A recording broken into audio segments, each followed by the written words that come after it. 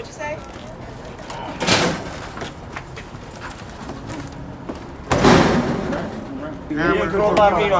Or you want to do it the African way? African way? No, here. That's all you need. This is the only thing you need. Oh, okay. Good. That's all you need. I'll do the same way. Yeah, right, yeah, we know. But it seems like the American way is more efficient than the African way. So, all right, let's go with it.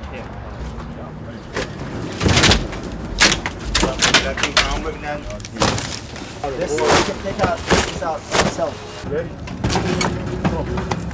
This side is not going up. Okay. 1, 2, 3. Okay, leave it there. Leave it there. Because the dal is here, it will be Okay, easy. you would my man, there you go. Yeah, let me go.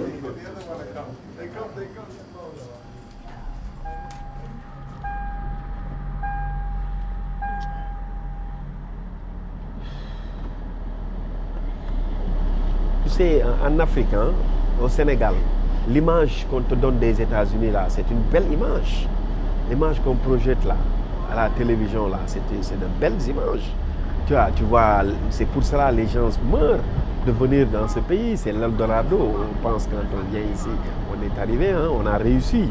Tu vois, et les images, c'est les images de Hollywood.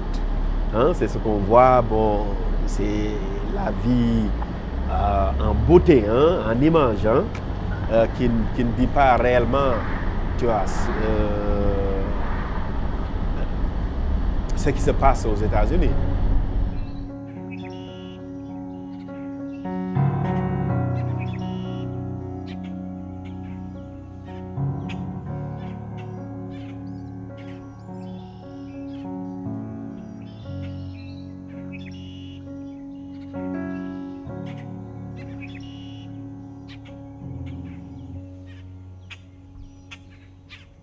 Parfois, je viens ici seul tôt le matin, je regarde des noms comme Samba Yero, des gens de mon propre groupe ethnique, des Halpulaar, et je me dis que ça aurait pu être moi. Ça aurait pu être moi. Et je me mets dans ce contexte et je me dis, vraiment, ces gens ont dû souffrir le martyre. Mais aujourd'hui, je suis heureux que moi, en tant que Sénégalais, soit au centre de tout ce travail de mémorialisation de l'esclavage, de participer donc à ramener à la vie ces ancêtres qui sont là.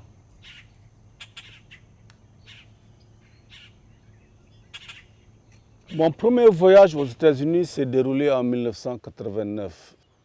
Mais de toutes les étapes de ce voyage qui a duré 1 mois, l'étape la plus mémorable et celle qui a pratiquement changé ma vie, c'est l'étape du Mississippi.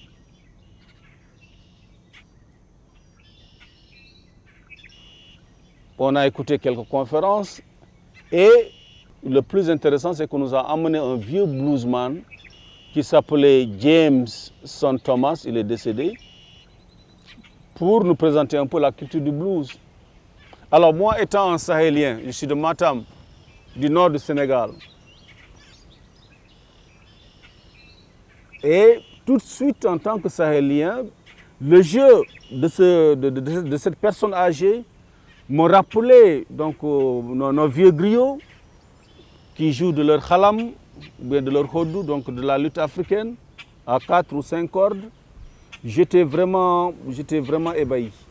Et je crois que c'est l'étape qui a changé le cours de ma vie aussi.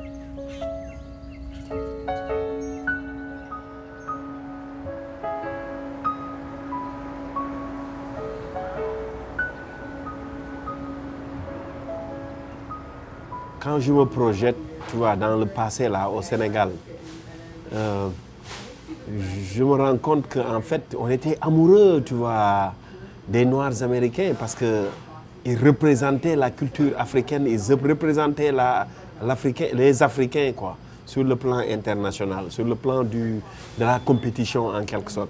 Donc, je me sentais vraiment très proche. All right.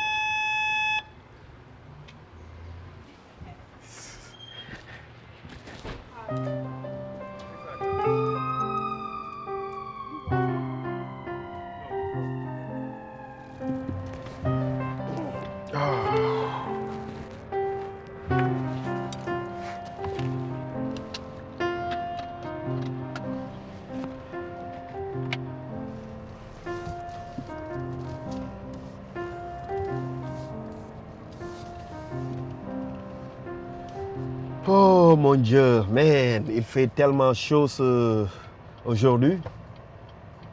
Ah ouais, tu comprends ce que je veux dire quand je dis qu'il fait chaud? Tu ne comprends pas? Chaud means hot. It's very hot today. Bon, je suis venu ici, ça a été un choc, hein? Ça a été un grand choc. Choc culturel parce que je me suis dit que les États-Unis, c'est un pays très développé. Je croyais, tu vois, que la question raciale était déjà liquidée, était déjà en fait réglée. Donc c'était un choc au début, hein, mais après, tu vois, après avoir séjourné un peu longtemps dans ce pays, j'ai commencé à comprendre. Hein. J'ai commencé à comprendre que effectivement c'est un problème réel. Je l'ai vécu personnellement. J'étais marié à une blanche. Tu vois, ici aux États-Unis, alors donc on était à Michigan, c'était un peu difficile. Hein? Voilà, on habitait dans une ville à prédominance blanche. Tu vois, et on ne nous regardait pas avec un bon œil. Hein? Là-bas à Michigan, là, hein? J'avais un sentiment de rejet, on nous rejetait, la société nous rejetait. On parle beaucoup de nous, ça je le sentais. D'ailleurs, il y a quelqu'un qui, en fait, une fois, a craché sur mon visage, hein, parce que j'étais avec une blanche.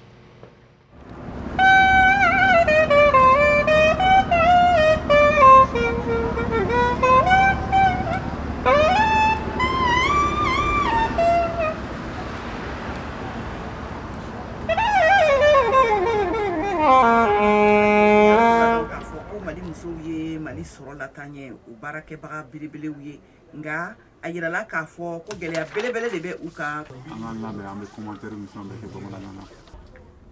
La semaine prochaine, mercredi, c'est un direct. Tout ce qui s'est passé avec le racisme ici, c'est resté, quoi que l'on dise, c'est resté. Malgré que la Constitution des États-Unis interdit le racisme, mais il se passe tous les jours.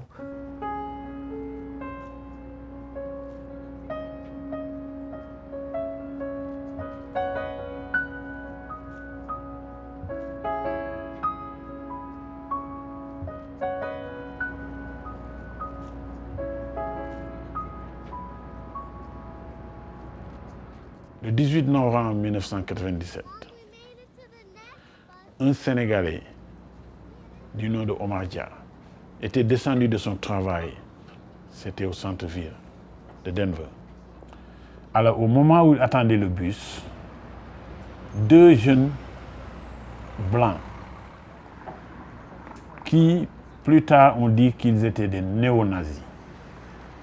Ils l'ont approché, ils ont dit que lui, il ne devait pas s'asseoir là où il était. Lui, c'était un sale nègre et il devait mourir. Ils se sont arrangés pour le tuer. Ils l'ont pompé de balles.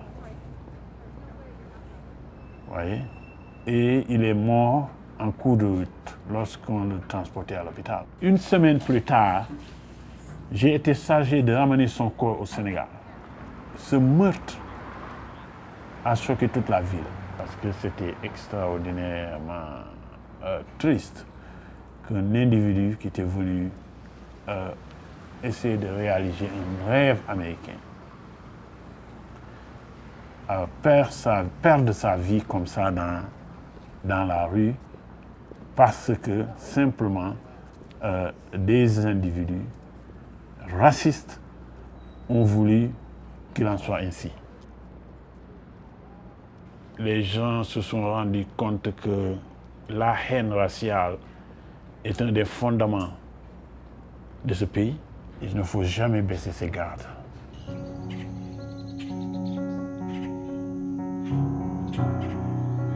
From Barbados. Barbados. It was a place where they used to do a lot of seasoning. You know, seasoning is about if you tame a wild horse, like taming a wild horse. You know, these people came from Africa and they had to be seasoned, you know, and enslaved, turned into slaves. And the seasoning process was really painful and many died during that process. Okay? Okay. Vámonos. Vámonos.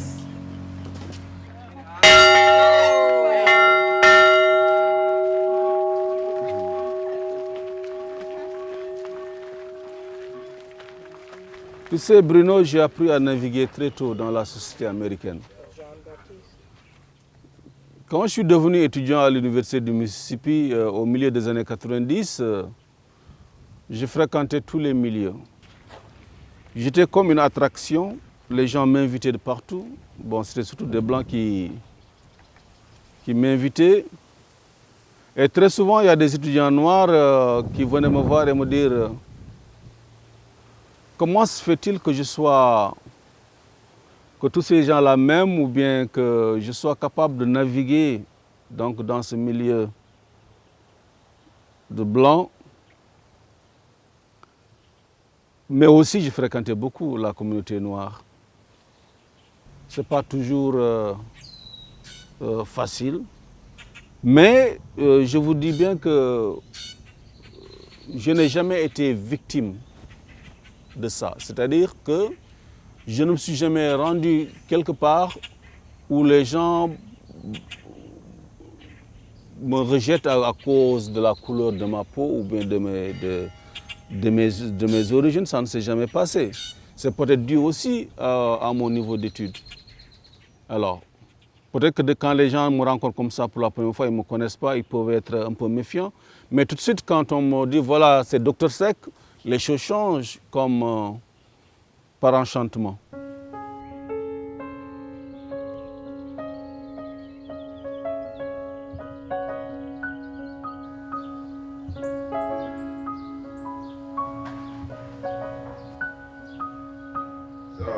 This is Lakeview in New Orleans, you know. Yeah. This is considered a pretty upscale neighborhood. Do you have any other black neighbors here? Because traditionally this has been a kind of white and exclusive area.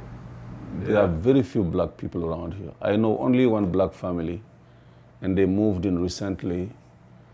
And I see people when they cut the grass, when they walk the dog. And when I arrived, I noticed that the police was here a lot, you know, going around the block, around the neighborhood. Oh, yeah. Sometimes they would get there, they look at me, I look at them. They never came to tell me anything or to meet me. Even though we have 62% black population in New Orleans, we don't have a balance of, you know, we have a lot of professional people. We do have a lot of doctors, lawyers, and all of that, but those images are not projected. So there's a general perception that, you know, most black people are criminals and derelicts and drug addicts. If you listen to the news, you see that quite a lot. It's very unfortunate, and it's not real, but, you know. So I don't know what we can do to fix that.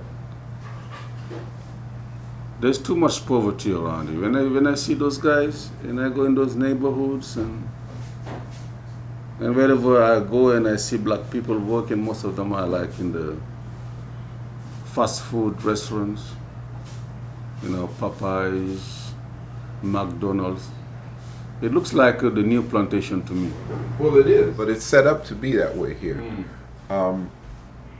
And that's a big problem. That was one of the things that I had issues with sometimes as a musician, because you get to go places and see a lot of things. And some of the places I played, I mean, you start to really realize that, you know, it's like you could have been there 200 years ago.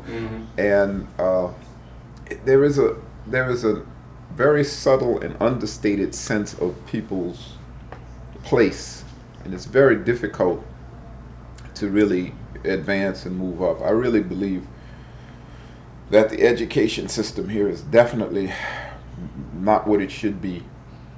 People are not raised with the understanding of being able to own things, move up.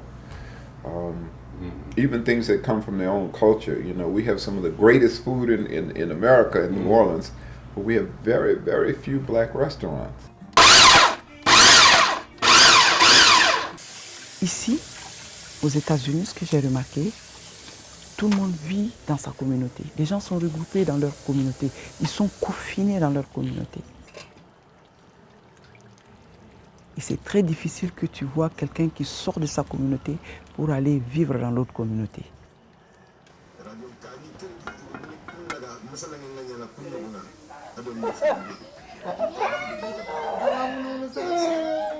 Donc cette communauté malienne, c'est pour qu'on puisse se retrouver entre nous ici et être beaucoup plus forts. Parce que si nous sommes ensemble, on est beaucoup plus fort que quand on est seul.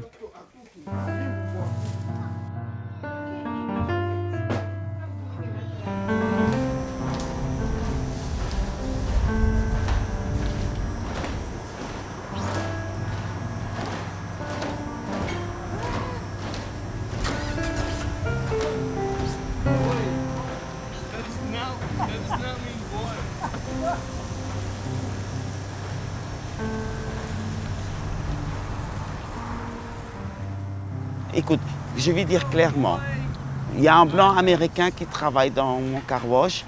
Il m'a dit, you are not black, you are African.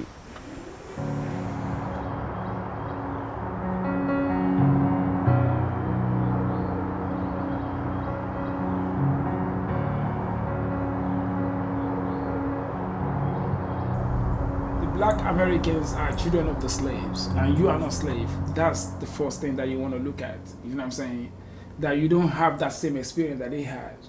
When I was in Tuscaloosa in Alabama, you know, I was in the midst of the white, and I was, you know, I didn't even know until actually I found out where I was like, this thing is really, really, you know what I mean, heavy here, you know what I mean? But when I started talking, they said, it's not one of them. It's not one of them. It's not one of them. It's not one of them. So I didn't understand what they were saying. But the person that I went with was trying to say, like, you are not black American. So there's nothing. White Caucasian were looking at you and saying, by listening to you, they were saying that you're not like African American from here. American. So they treated you different. Yes. They accepted you better. Yes. Because you were from Africa and not absolutely African American from the US. Yep. Okay. Yep. I can believe that.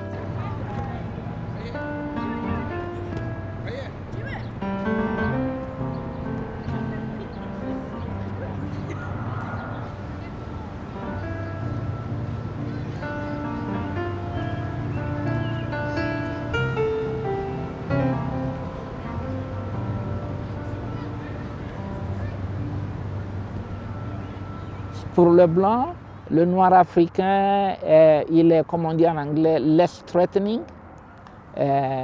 Donc on ne doit pas avoir peur de lui et on peut lui dicter ce qu'il va faire, il est moins indépendant. Ça nous met à l'aise et cela constitue un des avantages pour les Noirs américains qui luttent pour améliorer leurs conditions. Les Noirs américains se sont battus seuls pour arriver à l'état où on peut permettre à un noir d'accéder à certaines fonctions, à certaines positions auxquelles il n'avait pas accès avant. Et puis maintenant, ils doivent partager le fruit de leur lutte avec les Noirs africains dont les leaders étaient indifférents. Et ce n'est pas très agréable. Donc, de part et d'autre, il y a beaucoup de travail à faire pour améliorer les relations, mais malheureusement, ça ne dépend pas seulement des personnes qui sont impliquées, ça dépend aussi de la structure dans laquelle le noir africain se retrouve à côté du noir américain. Pas comme des gens qui doivent collaborer, mais comme des gens qui sont en compétition l'un avec l'autre, et ça, c'est pas très agréable non plus.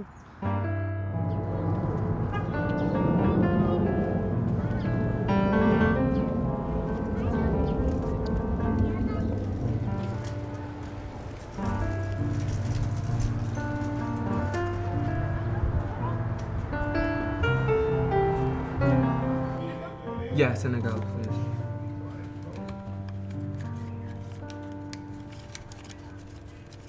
Les Africains, ils ne vont pas discuter avec les Africains-Américains et vice-versa.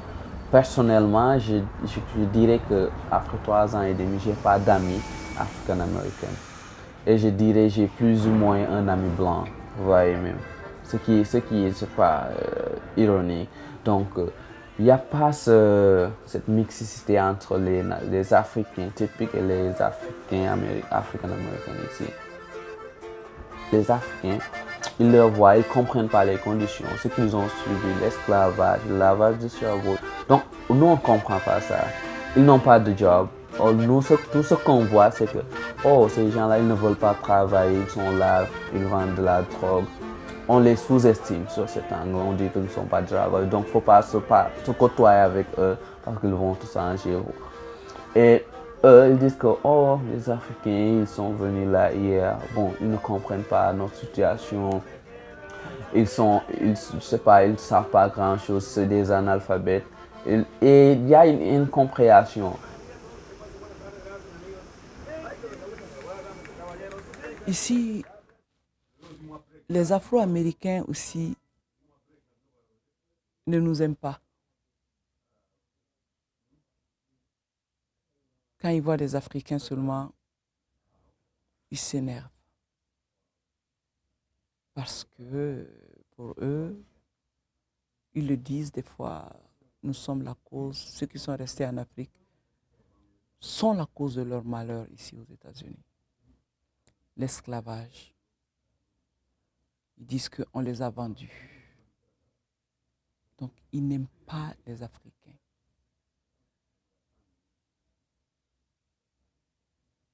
Ils n'aiment pas les Africains.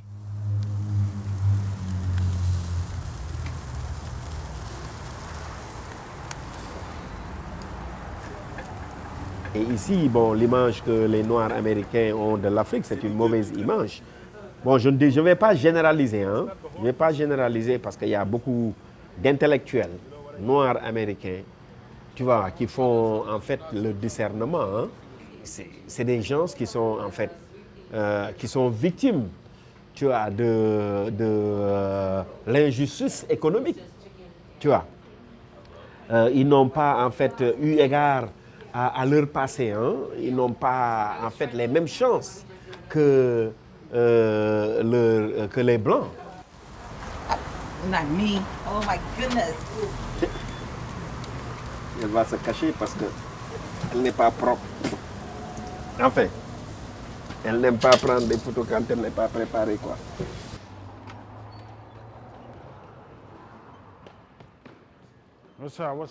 Les Africains qui disent qu'ils n'ont aucun problème avec les Blancs et qu'ils n'ont de problème qu'avec les Noirs, est-ce que vous voyez? Ce sont les Africains qui, comme moi, il y a 25 ans, et avaient les expériences extrêmement néfastes avec des gens qui ne pouvaient être considérés que comme étant des Noirs américains. Mais quand on sort et que l'on aille rencontrer les Noirs américains dans leur majorité, là où ils se trouvent, où ils travaillent, où ils vivent, l'on se rend compte que c'est une grande majorité d'individus qui, malgré les difficultés dans lesquelles ils vivent, sont des gens extrêmement décents. If it's for free, This is free. So the high five is for free. What you got in there, bro? How's everything? Coolin', man. How you been, bro? Henry! What's up, my man? Mohamed! Hey. Maintenant, je me sens un peu plus à l'aise avec le travail ambulant que je fais dans les avec les barbiers. Hein? I need yellow sheets. You need yellow sheets? What's up with the shea butter, man? Okay, I'll bring you some tomorrow. I need the big one, man. Yeah, I got it. I'll bring you one. Ça n'a pas été facile. Au début, c'était extrêmement difficile. Je ne me sentais pas suffisamment... Je ne me sentais pas à l'aise. Parce que le barbershop, hein, on vient, on trouve énormément d'individus qui sont prêts à faire... qui te fait la fête. You always come with the best stuff. You get the gray t-shirt with the gray. I'm loving those hats and I respect the hustle. Dès lors qu'on voit quelque chose qui ne va pas avec toi, bon, c'est un sujet pour transformer ça en blague, en farce et permettre à tout le monde de rire. Même si je suis venu, je viens et je trouve que la situation est hostile, est-ce que vous voyez? Je persiste. C'est cette persistance maintenant que les gens semblent avoir reconnu chez moi et qu'ils respectent. On s'attendrait à ce que, en tant que Noirs, les Noirs américains soient plus disponibles à interagir avec les Noirs africains. Et ce qu'on apprend, c'est qu'en fait, le Noir africain connaît mal le Noir américain et le Noir américain connaît mal le Noir africain. Et une des raisons, c'est que chacun croit connaître l'autre à partir des médias. Et les médias sont dominés par une population qui n'est pas noire et qui a donné des caricatures de l'un et de l'autre. Et c'est à travers ce filtre de caricatures que l'on se rencontre.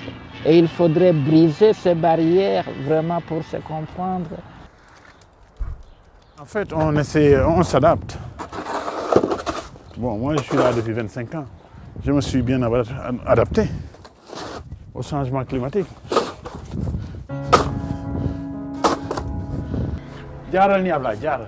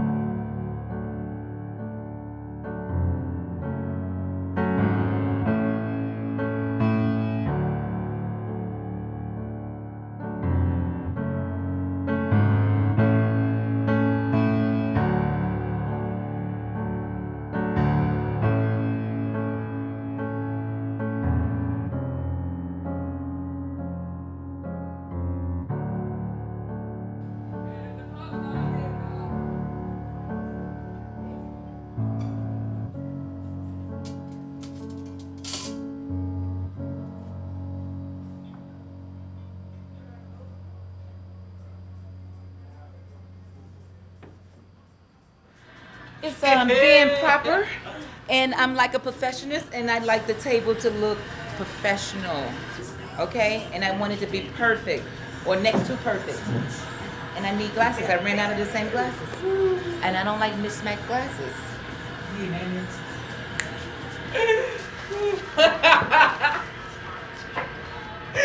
C'est la différence en fait entre les femmes américaines et les femmes africaines. Hein.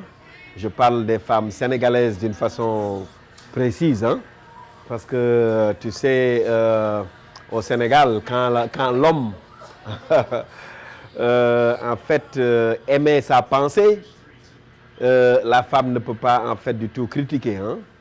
Quand les hommes ou les femmes afro-américains viennent vers nous les Africains et en fait elles développent une certaine relation, le soubassement c'est toujours culturel. Hein. C'est des gens qui sont curieux, qui sont en fait qui veulent savoir plus sur la culture. Bon là quand je dis curieux c'est pas négatif. Hein.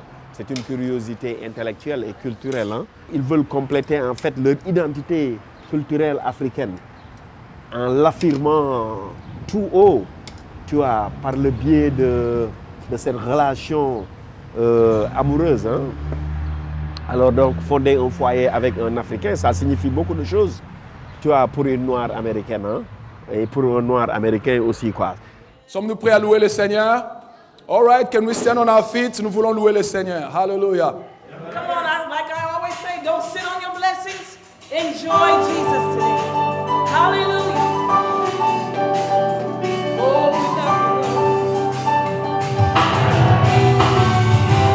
Oh, you make me happy.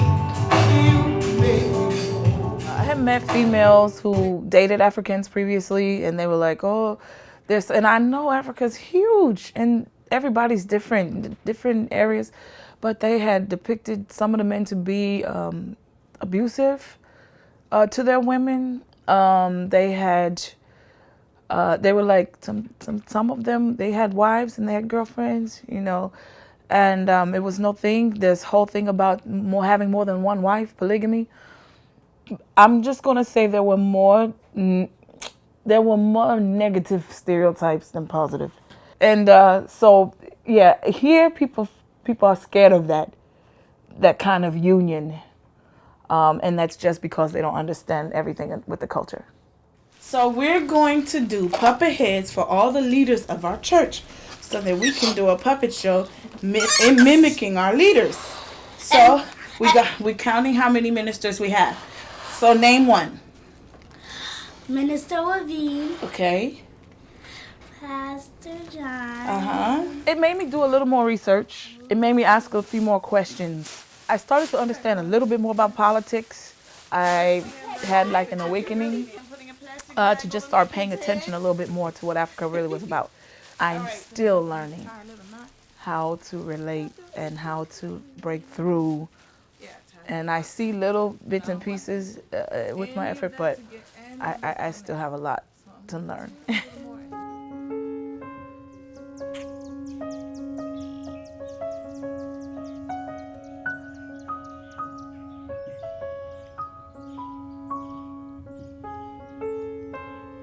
On this side of the world, we have mostly people who were born in the 18th century and they were born in Africa. Like Madu of the Mandingo Nation. La grande majorité des Afro-Américains n'ont jamais été éduqués, ils n'ont jamais rien appris à l'école qui puisse les rattacher à l'Afrique. C'est comme si c'était volontaire. Et même s'ils apprennent quelque chose sur leur passé, ça commence par l'esclavage, la déportation. Ça, c'est extrêmement grave. Ils sont quand même venus d'un continent avec un passé extrêmement riche, mais c'est comme si on veut mettre ce rideau entre eux et l'Afrique. Et bien sûr, et on met dans leur tête que les Africains les ont vendus. Un point, c'est tout. C'est comme si on les tournait contre les Africains. Je l'ai senti en faisant des conférences un peu partout dans ce pays. On ne leur apprend pas toute la complexité qui est derrière la traite atlantique ou bien toutes les traites esclavagistes.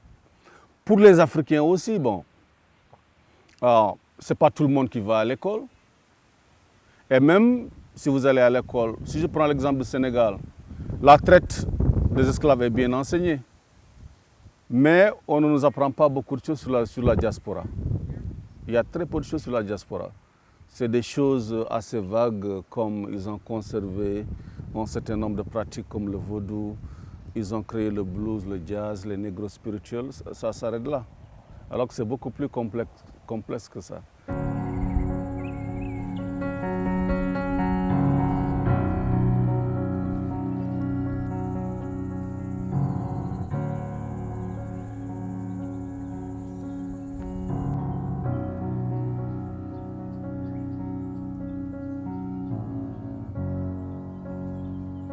crois que la grande majorité des Africains qui viennent ici aussi, c'est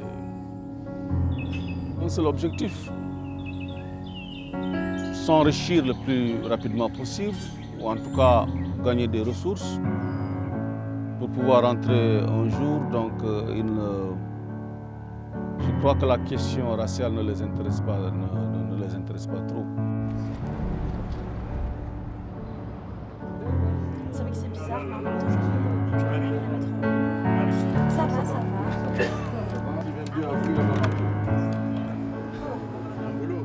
Le président centrafricain Faustin Archange Touadéra, interviewé au siège de l'ONU par Jacques Aristide, entretien disponible sur voafrique.com.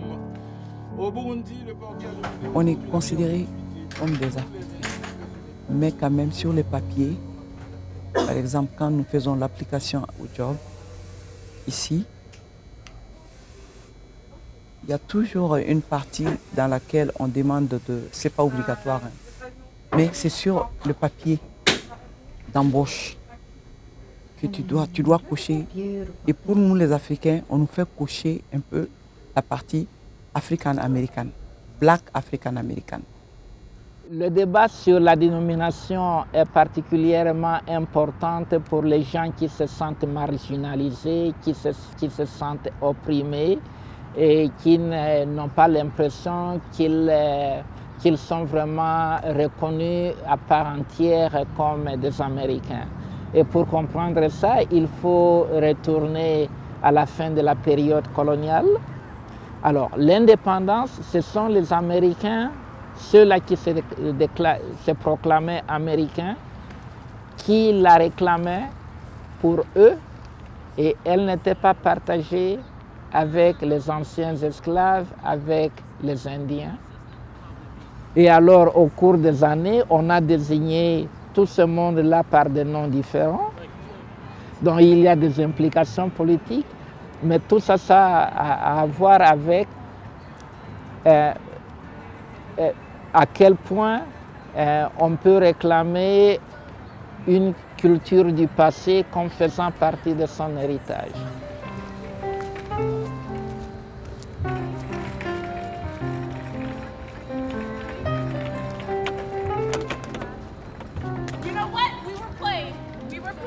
You ready? All right, good. So I'm on my way. Why you talking like that? Yeah. How you feeling? I feel You ready for it? yeah. Okay. You don't sound cheerful. Earlier you were cheerful. The intro has to be strong, you know, the hook. Awa, elle fait du rap et puis elle compose sa propre musique la plupart du temps. Bon, ils sont nés ici, ils sont nés aux États-Unis, donc forcément c'est des Afro-Américains. Hein. Parfois, tu vois, ils sont ballottés d'un bord et à l'autre de deux rives. Hein. Parfois, ils se sentent dans la peau plus africaine que afro-américaine, quoi. Tu vois, ça dépend, c'est ce qui leur convient, hein. Ça dépend de leur humeur. Bon, ils ne peuvent pas échapper à leur environnement. Hein. That's what's up. Awa. All right, so quick question. What inspired you to write this song? Which song? This one we just got done doing. Oh. I thought you meant the intro. But yeah, I mean, I'm always thinking about my mom all the time, you know. So anything that touches me, any music that touches me, you know, I'm going to find a way to incorporate it into my feelings. So that's what I was feeling that day, you know. I was feeling like I missed my mom, so that's a beautiful song, so I incorporated my feelings, and that's what I got. And there might be some people that don't know. What do you mean you miss your mom? Like, I miss my mom. because she's not what, right? She's not with me right now. She's deceased. And it's been like a year, right? Yeah, it's almost a year now. That's what's up. Okay. All right. Yeah. It's your song. I really miss you, Mom. I'm trying to get to you. I gotta go to work. I hope you see this through. Just get ready for work. That's when I think of you. Cause I just like the beat. My lyrics tell the truth. Cause Well, this represents the day Vivian, that's my say mama, the day she got her wings. This is the day she got her wings. July 7th, 2015. That's the day she became my guardian angel. So I keep that there.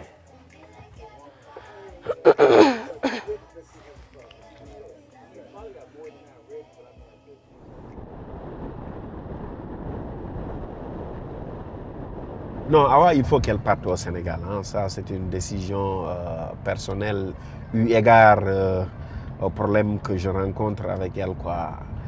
Tu vois, elle est un peu emportée par la société américaine, donc, et puis la fougue de la jeunesse. Elle s'adonne à des trucs qui ne sont pas du tout chrétiens, en quelque sorte. Alors, donc, il y va de son avenir. Quoi. C'est pour cela que je voudrais l'amener en vacances au Sénégal, mais aussi particulièrement pour voir si, tu vois,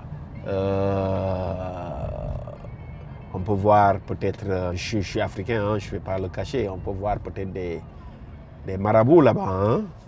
Peut-être ils peuvent nous aider particulièrement sur son comportement, sur son attitude, quoi. La paix de Jésus à tout le monde. La paix de Jésus à tout le monde.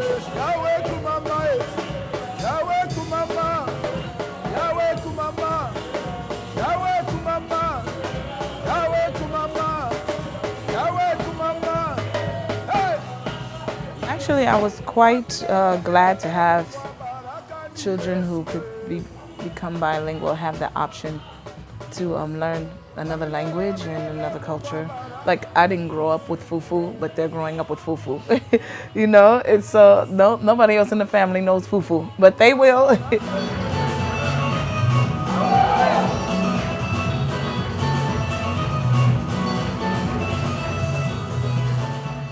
Now, I don't know, I still consider my kids more so African American because English is not a second language to them. It's a first.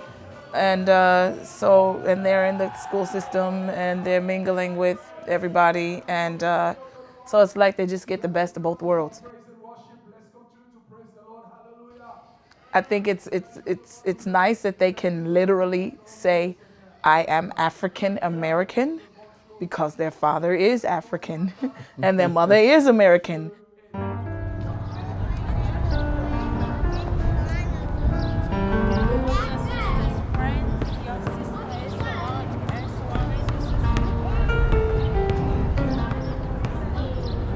I was born here in New York City, so I'm part of the larger diaspora, so my connection to Senegal is much different than someone who was born there.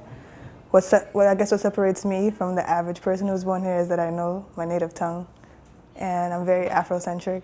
I understand why it's important for me to know my language, and the reason why is because I've been denied Americanness, that's a word. People always ask me, where are you from? So I say Senegal first, because if I say New York, they're like, no, where are you really from? So then since I'm not allowed to be American, I chose to be African. So the term is Neo-African American. That's someone like me who was born in America but has African parents and can directly trace their roots to a specific African country. So that's different from an African American who knows that they're from Africa but they don't know exactly where in Africa. So we are Neo-African Americans, so our experience is different than African Americans. Some people even reverse it and call us American African so that people can see that there's a difference between African Americans and someone like me. And it sort of uplifts African Americans because you're saying, hey, these people are different, they have their own history, they have their own culture, let's not conflate the two.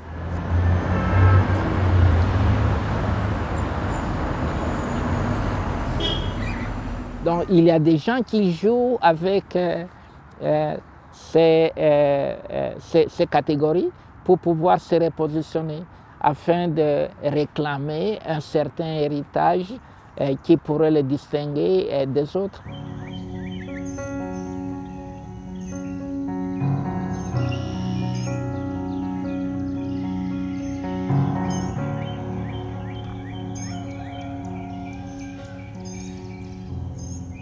Elle s'appelle Série. Elle avait 25 ans. Normalement, elle devait coûter très cher, mais elle n'a été vendue qu'à $105. Le prix le plus bas enregistré ce jour-là, le 30 avril 1840, tout simplement parce qu'elle était mentalement atteinte. Elle est décrite comme étant une idiote. Ouais. Très souvent, quand je fais le tour de la plantation, je pose la question aux gens. Comment se fait-il que quelqu'un puisse acheter une personne mentalement malade? Bon, alors ils réfléchissent. C'est une femme, elle est jeune. Ça veut dire que tout simplement, elle pouvait être utilisée dans la reproduction du cheptel humain. Je m'excuse d'utiliser le mot cheptel humain, mais c'est la triste réalité de l'époque. Ces gens-là étaient considérés comme des bêtes de somme et on pouvait les vendre à tout moment.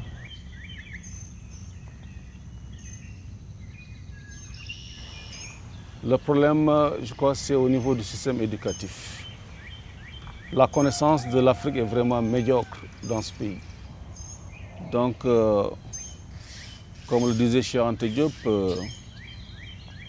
si les Africains du continent et de la diaspora veulent être forts, il faut qu'ils s'unissent. Il faut que les Africains de la diaspora s'imprègnent mieux de l'histoire de l'Afrique, connaissent mieux leurs origines, et ça, c'est quelque chose qui va les rendre extrêmement forts. C'est là qu'ils vont pouvoir se dresser, bomber le torse. Tant qu'il n'y a pas ce dialogue entre nous, ce rapprochement entre les Noirs africains et les Africains-Américains, la situation va perdurer. Ce qui est déplorable, moi je ne sais même pas ce qui m'empêche d'aller, honnêtement. Et je sais que je dois travailler là-dessus. On se regarde comme des chiens de faïence, on ne se parle pas. Des fois on ne se dit même pas bonjour. Ce qui est, je ne sais pas, ça fait mal au cœur des fois si on cogite là-dessus.